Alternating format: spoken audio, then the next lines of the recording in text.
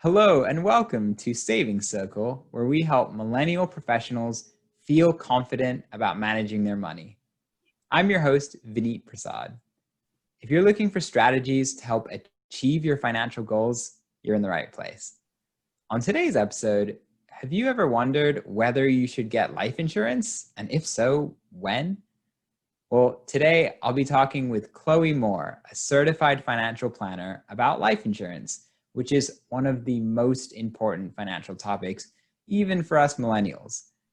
If you're a bit foggy on how life insurance works or the different types or anything related to the topic, this episode will be gold for you.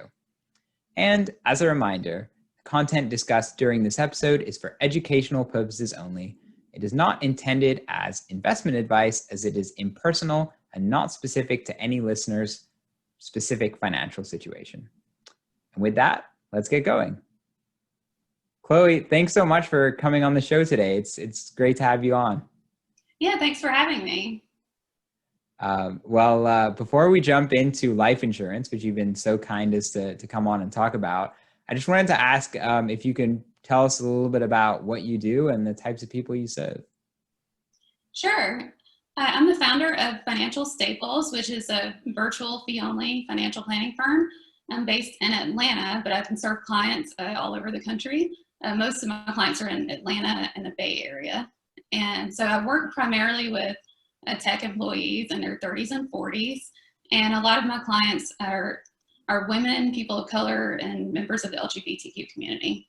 So as far as the work I do, I basically help clients with all of their whole financial world. So it could be saving and investing, planning for retirement, taxes, equity compensation, insurance, just all the different topics. And so I help them answer a lot of those questions and provide the education so they can make better decisions with their money.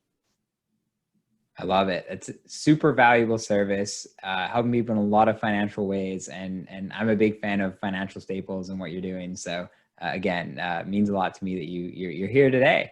But before we dive into sharing about life insurance, talking about life insurance, could you tell us, just to give listeners like a better sense for who you are as a person?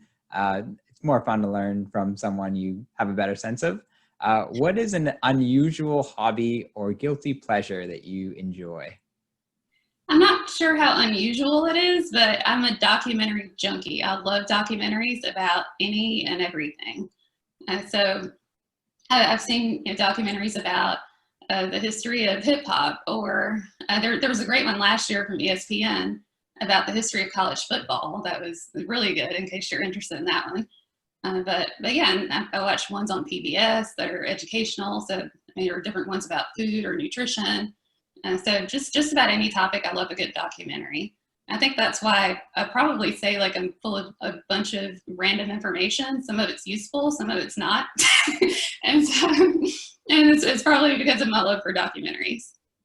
Oh, that's awesome. It's a cool genre. Have you seen, I've been meaning to watch The Last Dance for a while, the Michael Jordan one.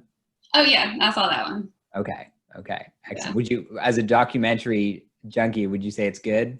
Yes, it was amazing. Okay. I will definitely have to check it out then. Excellent. Well, switching from documentaries to life insurance, let's jump in. So I guess a good place to start, and it sounds like a very fundamental question, but what is life insurance? Yeah, basically the purpose of life insurance is to provide financial support for anyone who depends on you for income or financially, and that would be affected if you were to pass away. So fundamentally, that's what life insurance is. And then there's two basic types of life insurance. The first one is term, and the second is permanent. So with term insurance, you basically buy insurance for a specific term. It could be 10, 20, 30 years. And so you pay premiums for that policy for that term. And then once the term ends, your policy expires and you stop paying premiums. So it's a pretty simple concept for term insurance. And it's generally less expensive than permanent. And then with the permanent insurance, The way that works is you're covered for your entire lifetime. So that you have that coverage until the day you pass away. And so that, that's a little bit, it can get a little bit more complicated because it has not only the insurance component, but it has an investment component, which is called cash value. And so you can withdraw or borrow against that during your lifetime if you need it. And then, just because of that added component of the investments, permanent policies usually cost a little bit more. So they could be anywhere from 5 to 15 times, the premiums or the cost of the term policy. So that's kind of the major difference. And you've probably heard of like universal life or variable life or, variable index life or all these like, flashy terms. And so those are all permanent policies. But, just generally speaking, there's the two types, the term and permanent insurance. Perfect. Appreciate you breaking that down. I know it's can be confusing when there's so many types of life insurance, but it's nice to know that there's just those two major buckets. So next question is, what types of people should be considering life insurance, and what are some signs that it could be a good time for you to purchase it? Yeah, so I always say just ask yourself, the most basic question is, does anyone depend on me financially? If you have children or, you might even have like an adult, parent that you're taking care of, but does anyone depend on you financially? And then would anyone be impacted financially if you were to pass away? Mm-hmm. So at the basic level, those are two questions that, that I would say to ask. And if the answer is yes to either of those, then you definitely need some form of life insurance. The second thing is, there are a lot of people who might be single and they don't have any kids. And so, generally speaking, no one's depending on you for income, or no one would be affected financially if you were to pass away. But in some cases, you might, want to consider insurance if you're single with no kids. And I'd say the biggest reason there is, if while you're young and healthy, just, if you anticipate a need for insurance down the road, if you're going to get married or you're going to have kids down the road, go ahead and get it while you're young and healthy, because, it costs a lot less. And then also, you kind of prevent the possibility of you, getting sick down the road or having something occur, an illness or a health event that could prevent you from getting insurance later on, or, have it be more expensive later on. That's a great point and a great tip there. I think that's a really important piece of nugget of information. What you're saying, it sounds like, is if you get more sick, in the future, life insurance will cost more. Is that correct? And so there's some kind of process you need to go through well, actually, we're going to get to that in the next question. I'm jumping ahead, but that's a really good piece of information there, that it can be beneficial to get it when you're younger, as a lot of our listeners are. So now I wanted to ask you, how do you go about getting life insurance, and then what's that kind of step-by-step process look like? Yeah, I'd say before you even decide, to go purchase it and you call an agent or try to go down that path, I would say, first of all, figure out, do you actually need life insurance, and, what's the purpose of that life insurance? And then from there, determine how much you need to cover. So, a lot of times that could be, if someone is depending on you financially, what income needs to be replaced, or, do you have debt that you need to pay off? Like if you're, married and you have a mortgage, do you want to pay off the mortgage if something were to happen to you, so your spouse doesn't have to worry about it? Or if you have kids, do you want to take care of their college education, or, just things like that. So just really kind of do some calculations to figure out how much you need. And there's a lot of great, online resources and calculators there if you're not working with an advisor. And then from there, you have to kind of figure out what coverage do you have, already that exists. So if you work at a company, they probably provide some level of like group coverage for you. You might have already purchased some insurance in the past. So add that up and figure out, based on what you need and what you already have, that's the gap that you need to fill for insurance. And then from there, it's just a matter of finding a good agent and starting down that application process. And depending on how much insurance you purchase, you might have to do, some medical exams and or answer some, medical questions just to figure out, what your particular rate's going to be for that insurance policy. Excellent. That was a great rundown. So one thing I want to kind of double click into, you'd mentioned find a good agent. Do you have any just tips or best practices for, when thinking about kind of where you want to try to find insurance, or just things for people to consider?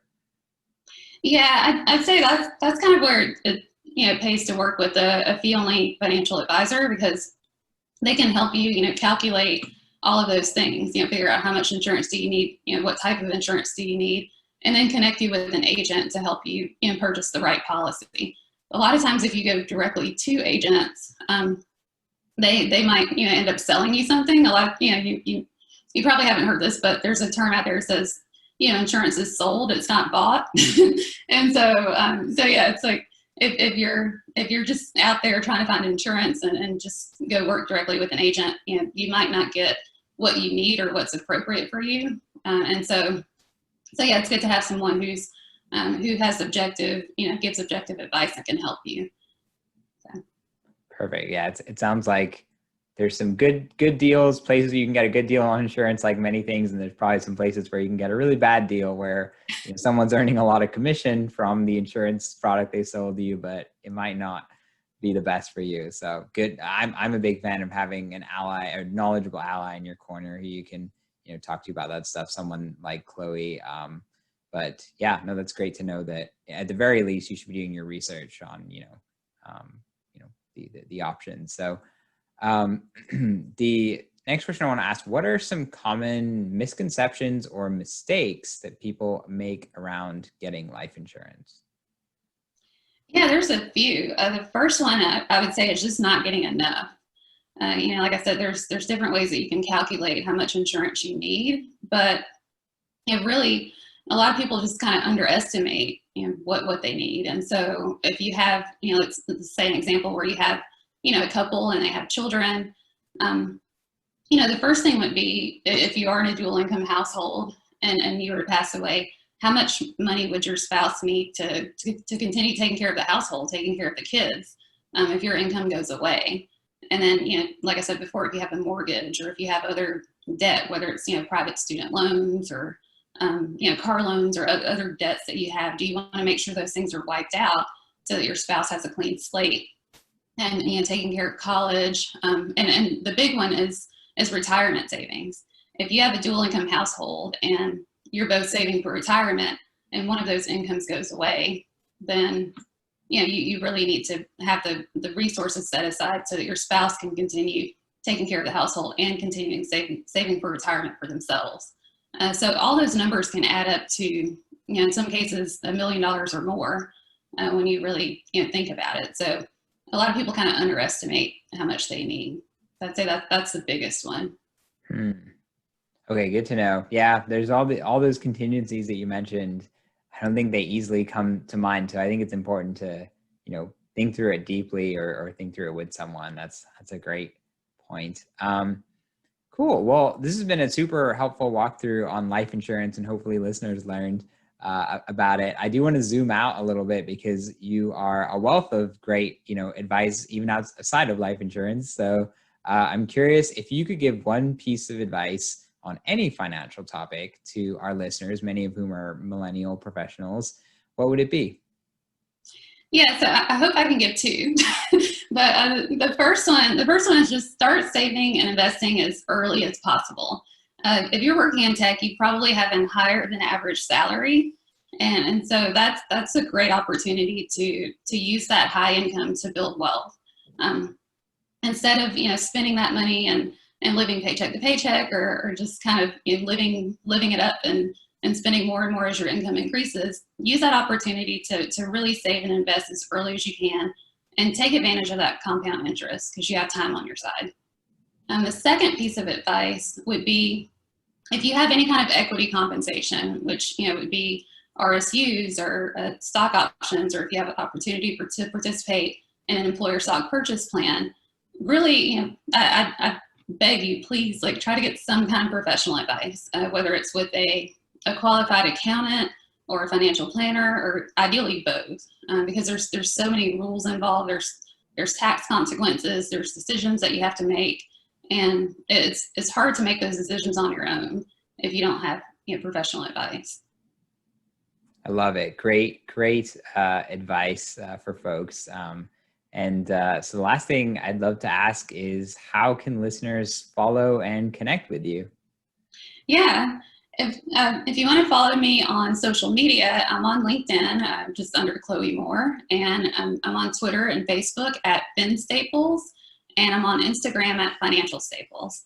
And then if you wanted to, schedule a consultation or learn a little bit more about how I work with clients, you can visit my website, which is financialstaples.com. Awesome. I think definitely recommend following Chloé and reaching out to her if you think working with her could be a good fit for you. So thanks again, Chloé, for your excellent insights and tips on life insurance. And it was great having you on the show. Yes, thanks for having me. Excellent. And thank you to the listeners as well for checking out today's episode. For more personal finance tips, you can also always check out my website, savingsacademy.com. And if you found today's episode useful, I would greatly appreciate you leaving me a rating or review so more people can learn about the show. And that's everything for today. Until next time, keep saving, my friends.